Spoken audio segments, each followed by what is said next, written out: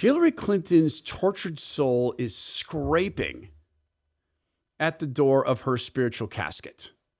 Have you ever seen one of those shows where people are buried in a casket? Have you ever seen that? Can you imagine? I saw that once, and I was reading a book about where this has happened. I had a book about weird deaths, and there was a book about people who were not completely, gone, and they were put in their caskets. And this has happened. In fact, there used to be a thing you would do with people who were buried. You could pay to have a tube put up from your casket and come down into the casket and would have a little handle, and you would have a bell on top that in case you woke up, you could reach over and pull the handle and say, "Hello, I'd like to come out, please."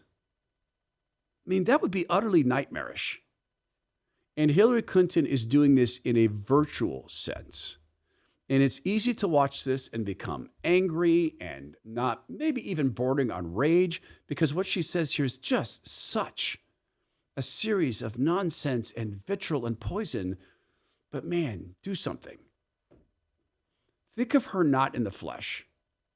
Regard no one in the flesh. Our battle is not against flesh and blood, but against the dark spirits in the heavenly realms. So the evil spirits messing with us. That's our battle. Try this with me. Ignore the flesh that's Hillary. Ignore the duplicitousness. Ignore her desire to divide. Ignore her lifelong series of lies. And think of her in a casket, scratching at the door, trying to get out. As I posted the other day, this very blatant effort to basically send a message, most exemplified by Vance and Musk and others, that, what we really need from you women are more children. And what that really means is you should go back to doing what you were born to do, which is to produce more children. And they're talking about, cash benefits for the more children you have. This has been tried, by the way, in other countries, and it has not worked. Or medals if you have 6 children, while they're contemplating cutting Medicaid, while they have no interest in paid family leave or funding quality child care. They're cutting Head Start. I mean, you go down the list of all the programs that support child rearing and the care of children and create, some safety net for women who are in the workforce, the formal workforce, as well as, raising children. So this is another performance about concerns they allegedly have for family life. But if you had read the Heritage Foundation's Project 2025, despite Trump saying he knew nothing about it, if you had read it, it's all in there. It's all in there. Return to the family, the nuclear family, return to being a Christian nation, return to, producing a lot of children, which is sort of odd because the people who produce the most children in our country are immigrants and they want to deport them. So none of this adds up.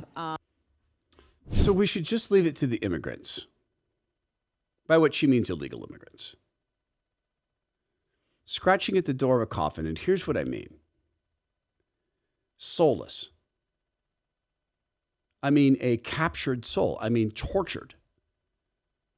Because she's going at the very heart of what God designed the family unit to be.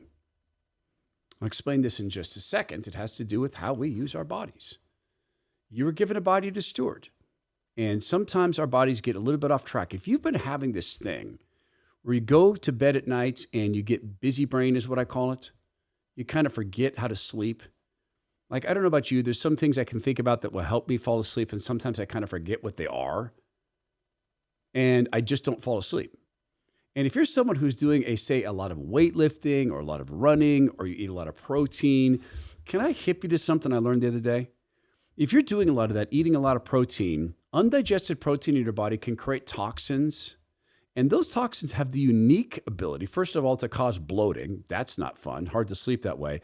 But it also creates neurotoxins that can mess with your brain's chemistry and end up causing you to have these wild thoughts, this busy brain. I learned this from Wade Lightheart, who's one of the founders of Bioptimizers, because I was asking him about Masszymes, which is a product I've been taking for 6 months to steward the lean muscle I have. It's this incredible set of digestive enzymes. It helps you digest all foods, but it really focuses on proteins, and it produces 1,600 times more amino acids in our bodies than people who don't take Masszymes, and that from Berkshire International University in Bosnia. So I was asking him, Wade, how come people who take this sleep better? And he told me that. So there's a quick hack for you. If you're like me and fitness is something you really enjoy, and if you're like me and you're trying to put on a little muscle at an older age, or if you're younger and you're in that process of putting on muscle, it starts by stewarding the lean muscle you have, and then also sleep, because that's when the body grows. Here's how to get it for yourself. Go to bioptimizers.com/Todd.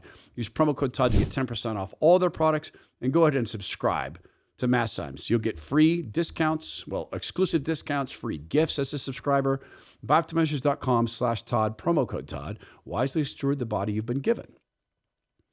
So when Hillary Clinton is talking about this terrible, terrible idea that Republicans have of returning to a focus on the nuclear family, it's the most godly of things. God invented the family, and Hillary Clinton doesn't want to return to it. What women were created to do, they were. Women were given the gift of being able to bring life into this world, and that requires a man.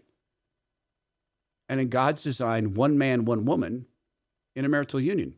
Hillary Clinton hates that.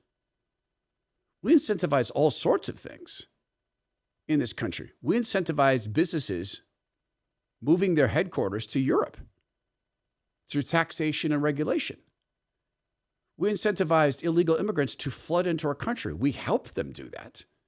They put a tax on our entire system, and Hillary says, but their kids are good kids. That's good that they have babies, but not us. Hillary Clinton is a captured soul, a tortured soul, scraping at her coffin. And with every scrape, she's mocking God's design. In Genesis chapter 1, verse 28, we read, and God blessed them, and God said to them, be fruitful and multiply, and fill the earth and subdue it, and have dominion over the fish of the sea and over the birds of the heavens, and over every living thing that moves on the earth. In Psalm 127, verse 3, we read, children are a gift from God, they're a reward from him. And we can go back to, be fruitful and multiply. God also said that. Nowhere in the Bible does it say you have to have kids. Paul said, hey, if you don't have to be married, don't. For him, marriage was an antidote to lust. Many should not marry, but if you're gifted to do that, then do it. With every exhalation from this flesh, from Hillary, it's a scratching at the door of a coffin. And with every scratch, it's her trying to scratch a hole through the word of God. And God will not be mocked. I don't know about you. I find Hillary Clinton to be a very, very hateful person, an illegitimate leader, someone who's only in a position of power because of her husband. I find her to be corrupt to the core. I believe she's corrupted everything around her. I believe she got our people unalived in Benghazi. I believe she laughed about that during a panel or a testimony, laughing nervously at what difference at this point does it make. I believe she was the one on the take from Russia.